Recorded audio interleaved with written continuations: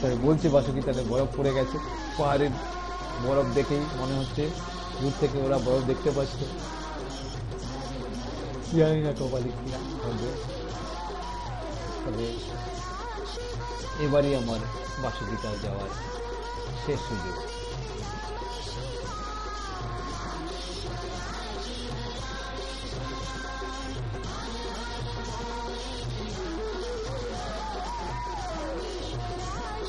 এই রাস্তা দিয়ে হেঁটে চলেছি ভৈরব মন্দিরে।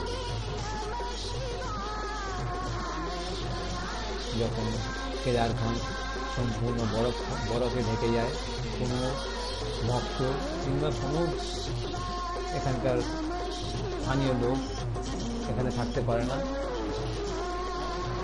তখন এই ভৈরব কেদারখানকে পাহারা দেয়।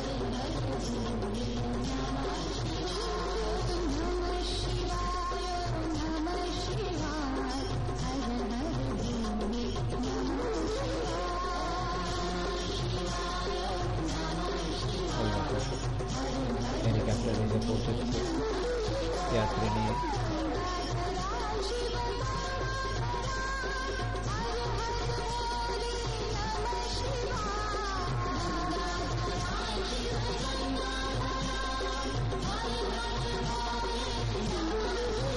যতই হেলিকপ্টারে আসুন না কেন, আজকে 1-1.5 কিলোমিটার হাঁটতেই হবে। এখানে তো নেই, হেলিকপ্টারে করে আসলাম আর অটো করে চলে গেলাম, রিক্সা করে চলে গেলাম, সেসব সুযোগ নেই। তাই যার দর্শনের ইচ্ছা তাকে একটু কষ্ট করতেই হবে।